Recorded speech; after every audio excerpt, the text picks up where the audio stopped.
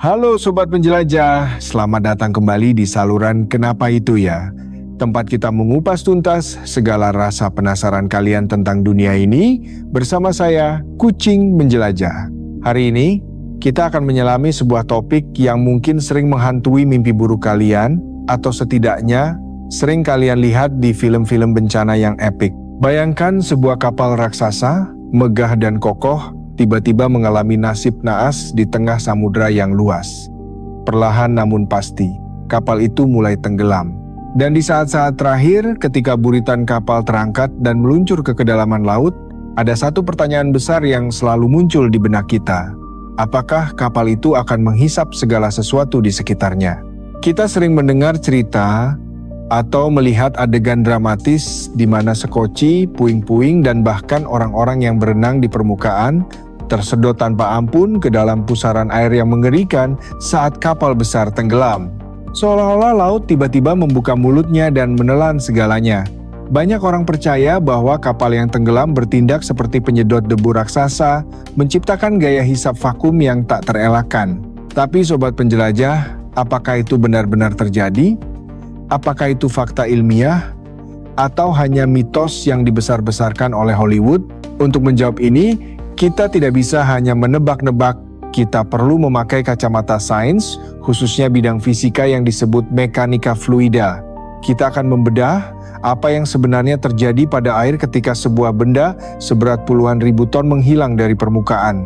Kita akan melihat sejarah, dari tragedi Titanic hingga eksperimen modern, untuk memisahkan mana yang fiksi dan mana yang merupakan ancaman nyata. Bersiaplah, karena jawabannya mungkin akan mengejutkan kalian dan mengubah cara kalian memandang lautan selamanya. Mari kita mulai dengan konsep yang paling sering disalahpahami, isapan vakum. Banyak dari kita membayangkan bahwa ketika kapal tenggelam, ia menciptakan ruang hampa udara atau vakum di belakangnya yang menarik air dan objek lain untuk masuk. Seperti saat kalian menyedot debu di karpet, ada kekuatan aktif yang menarik segalanya ke pusat. Ini adalah persepsi umum yang sangat kuat tertanam di benak masyarakat. Namun, dalam dunia fisika air, konsep menghisap seperti penyedot debu ini sebenarnya kurang tepat. Air tidak dihisap. Air itu mengalir.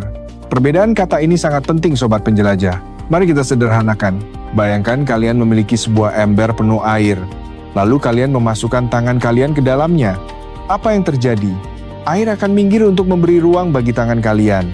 Ini disebut perpindahan atau displacement. Sekarang, jika kalian menarik tangan kalian keluar dengan sangat cepat, air akan bergegas kembali untuk mengisi ruang kosong yang ditinggalkan tangan kalian. Nah, pergerakan air yang bergegas kembali inilah kuncinya. Dalam kasus kapal tenggelam, yang terjadi bukanlah mesin penyedot debu yang menyala di dasar laut. Yang terjadi adalah gravitasi dan tekanan air yang bekerja. Ketika lambung kapal yang besar itu turun ke bawah, ia meninggalkan lubang raksasa di air. Tentu saja, di laut tidak ada lubang yang bertahan lama. Air di sekitarnya akan segera, dan dengan sangat agresif, membanjiri ruang kosong tersebut untuk menyeimbangkan tekanan. Inilah yang disebut sebagai arus bawah, atau dalam istilah teknisnya, downward flow. Jadi, bahayanya bukan karena ada mesin hisap gaib, melainkan karena ada jutaan liter air yang sedang jatuh atau mengalir deras ke satu titik untuk mengisi tempat yang tadinya diduduki oleh kapal. Tapi, seberapa kuatkah arus ini? Apakah cukup kuat untuk menarik manusia? Disinilah kita harus melihat bukti eksperimental.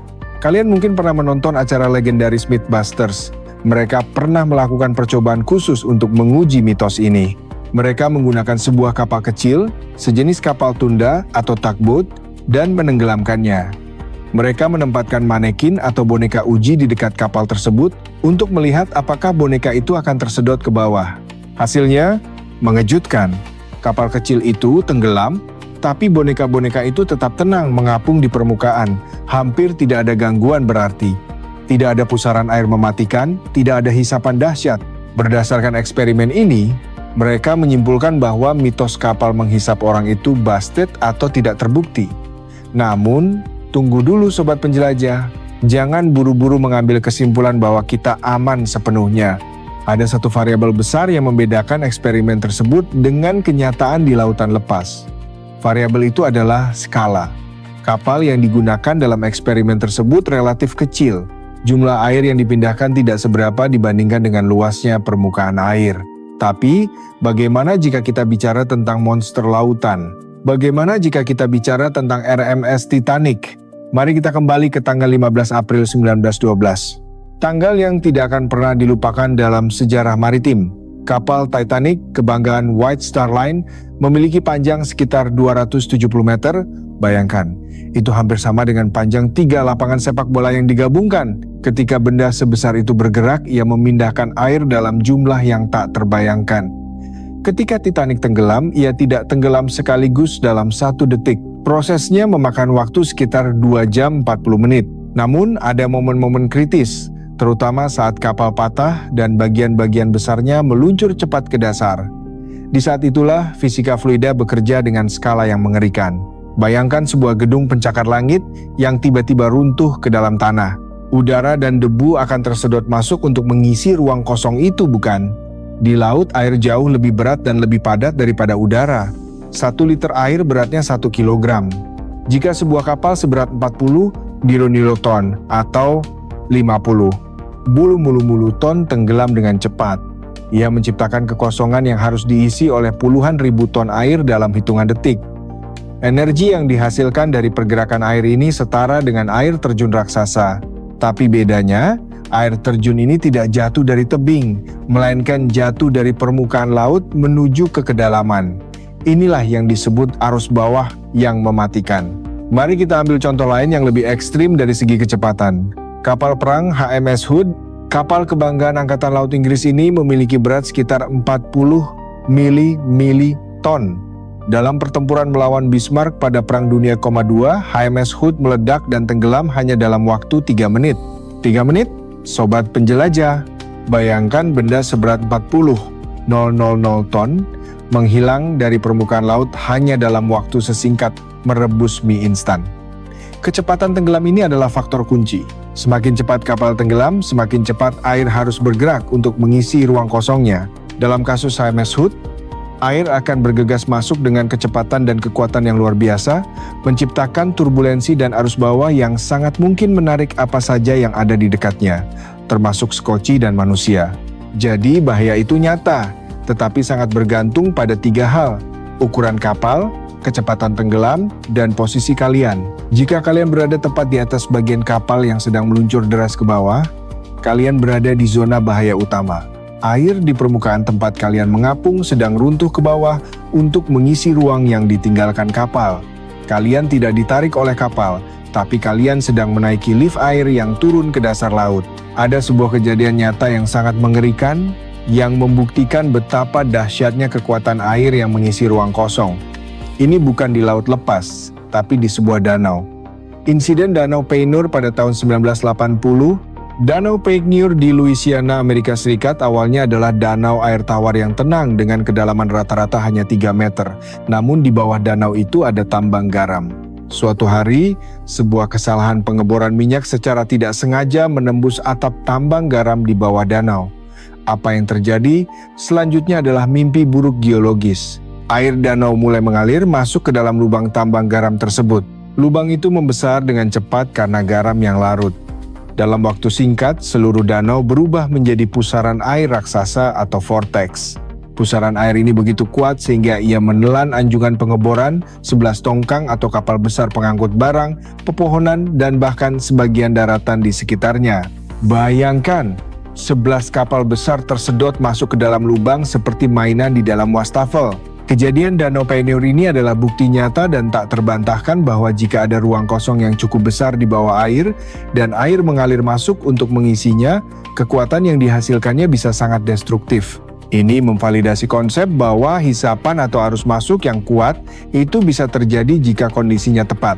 Meskipun dalam kasus kapal tenggelam tidak ada lubang tambang di dasar laut, prinsip fisika tentang air yang mengisi ruang kosong tetap berlaku. Sekarang mari kita beralih ke ancaman lain yang sering terlupakan namun tak kalah mematikannya. Ancaman ini sering disebut sebagai pengkhianatan gaya apung.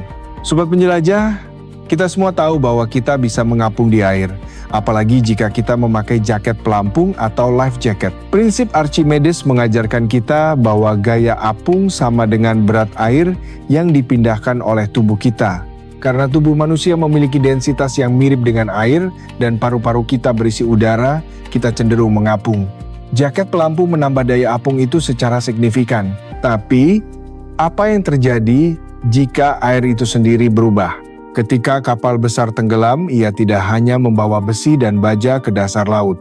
Ia juga membawa udara. Banyak sekali udara. Udara ini terperangkap di dalam kabin, lorong, dan ruang mesin. Saat kapal pecah atau tekanan air meningkat, udara ini akan meledak keluar dan naik ke permukaan dalam bentuk jutaan gelembung. Kalian mungkin berpikir, wah, gelembung udara kan ringan, harusnya membantu kita mengapung. Sayangnya, logika itu salah besar dalam konteks ini. Ketika air bercampur dengan jumlah gelembung udara yang sangat masif, fenomena yang disebut aerasi atau penurunan densitas terjadi. Ingat, 1 liter air laut murni beratnya sekitar 1,025 kg, tapi jika air itu bercampur dengan 50% udara, berat jenis campurannya akan turun drastis. Air menjadi lebih ringan dan lebih encer. Apa artinya ini bagi kalian yang sedang mengapung di sana? Artinya, air tersebut tidak lagi mampu menopang berat badan kalian. Tiba-tiba, kalian kehilangan gaya apung. Kalian akan merasa seolah-olah jatuh ke dalam lubang, meskipun kalian berada di dalam air. Bahkan jika kalian memakai jaket pelampung, efektivitasnya akan berkurang drastis di dalam air yang penuh gelembung ini.